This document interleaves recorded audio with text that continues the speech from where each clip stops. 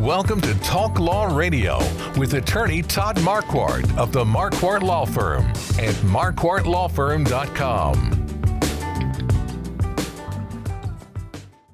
Welcome back to Talk Law Radio. I'm here talking with Mark Wittig, president of Towne Village, and Joseph Warren with Financial Planning HQ, sponsor of Talk Law Radio, is here with us. We've been talking about charitable planning, charitable giving, and I wanted to ask you guys, does it make a difference? Can I make a difference? Do you make a difference? Yes, it does, I would say. I know Mark could speak on that, but yeah, every bit of giving, even a small amount, makes a difference, can change someone's life. Even just a nice comment to someone can change their life. So yeah. I think the choices we make in life, I've said this before, it's our legacy, but the choices of what you do with your time, your money, your business, everything that you do is your legacy. That's what it is. Yeah, my brother Tyrone likes to smile at people to see if they'll smile back.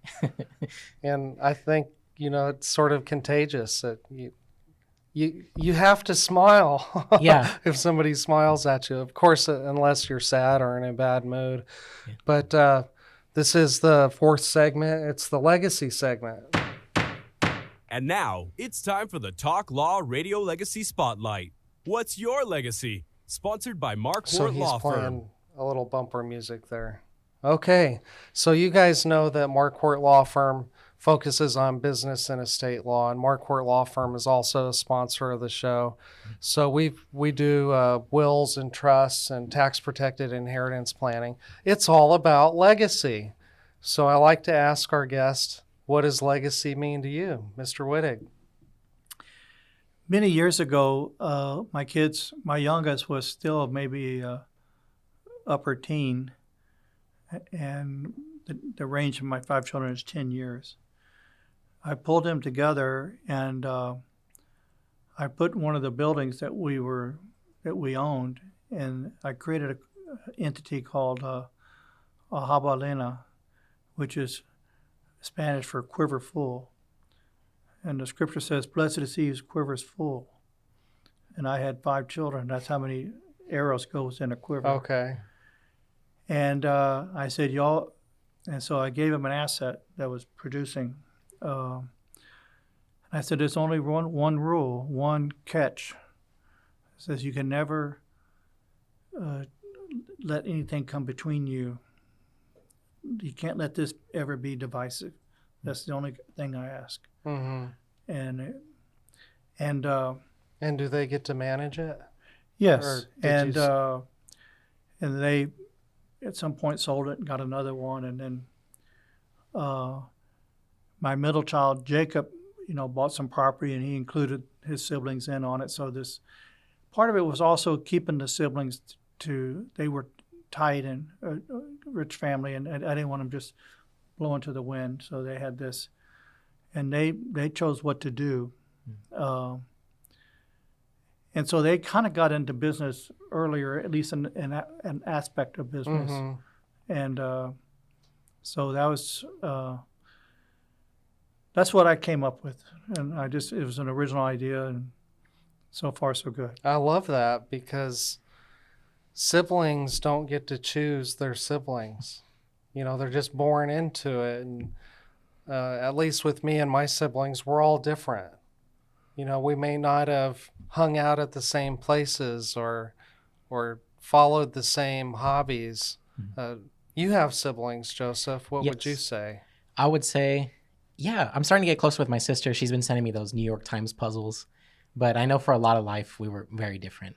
But we worked together. You're the oldest, right? Yep, I'm the oldest. And I think it's good to, that's huge. Just that one comment to your kids probably sticks in their mind forever. We're going to stick together. We're not going to become divided. And that happens to so many families. I've seen it. It does. So it's sad too. It's estrangement and conflict.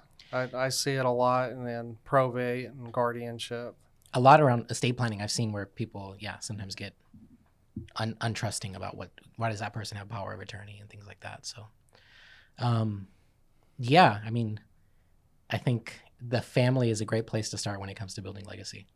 And family, kids and things like that, they may, God willing, they're going to live longer. So it's good to instill those values in them, even more so than, money or anything else. Right. Yeah. One twist to it was that normally you die and then you bestow your. Right. And I decided to move that along a little quicker. Right. So that you could be there and supervise. Well, and it got them in a way a little bit of business because of it, how things work, but they figured it out. And well, you know what I would tell my kids? I have 3. I would say, you can be mad at me if you want, but your siblings, they have the same blood as you. I might not be a perfect match for a kidney or some other organ, but your sibling probably is. So you guys need to have some mutual respect for one another because you might need a kidney. That was my attempt to keep the kids together, and thank God they're close. Yeah. So I did want to continue the conversation about Towne Twin Village and how you've made it so successful. I presume that all the space is filled. How do you manage all the demand that I assume that there is? well, the city has there's an entity that has a website, a toll-free number. That if you're homeless, you check in and get your name in the system, for housing. Mm-hmm. And obviously there's not enough housing for everybody, but we let this entity select people for us. So people don't come to me and lobby me or lobby the executive director. Mm-hmm. We let somebody else who does that for everybody. Okay. But once we get them, we try to make sure they'll be successful, they'll be happy. Mm-hmm. But we chose not to be in the power position. And so as we near the end of the year, we were talking last week about some charitable giving and tax deductions, and Towne Twin Village is a tax-exempt entity, so Yes. people can give. And the need is great. Everybody knows that what's happening on a national level, there's less money coming from D.C. and other things. Mm-hmm. And yet we still have people to take care of. And we take people in our campus economically blind. So we don't know if they're getting Social Security or not. They might be eligible, but to get it requires X number of paperwork, which Right. they may or may not have. Mm-hmm. And it may take months and months to get it. Mm-hmm. So if the source that's doing the filtering says this is a candidate for you, we take them whether they have Social Security or not. Mm-hmm. So we charge up to $300 in rent, and then they pay their utilities. Our tiny homes are very efficient, so it's not a big number. But after that, if they choose, they have free meals.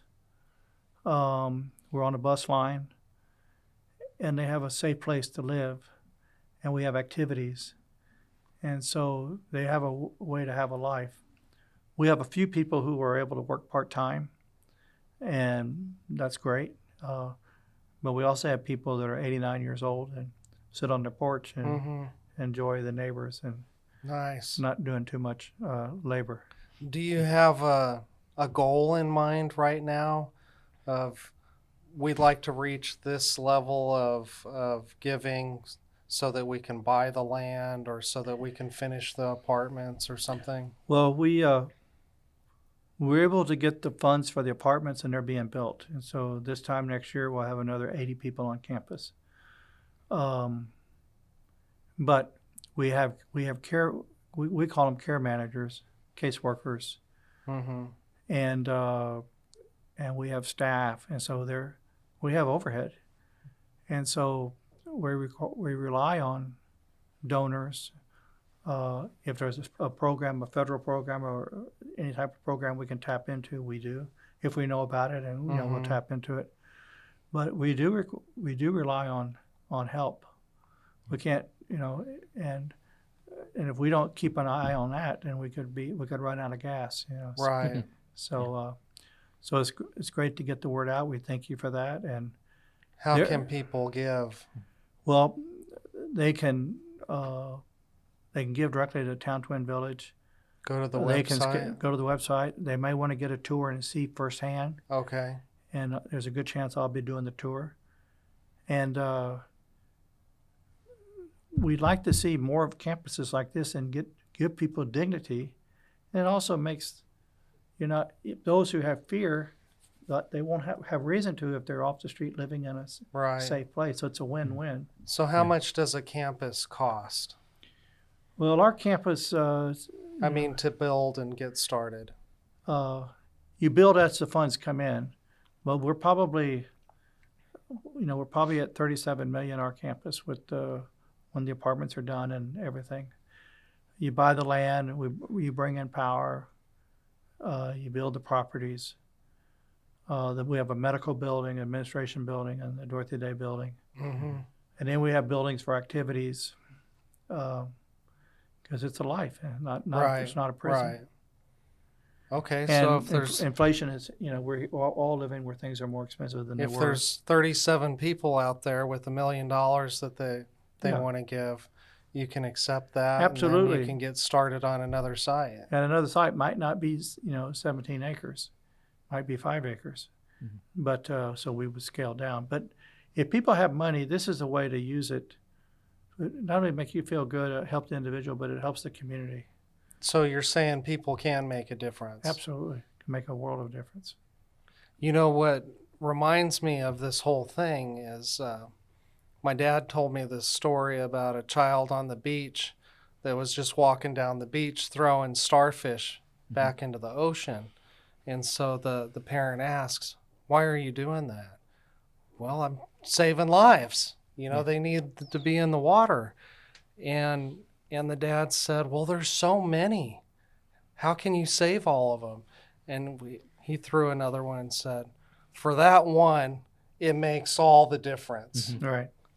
So we have to close the show. We thank you for joining us. We hope that you'll call Towne Twin Village and schedule a tour with Mark Wittig. Thank you, guys. Thank you very We'll much. talk to you later. This has been Talk Law Radio with attorney Todd Marquardt, brought to you by the Marquardt Law Firm.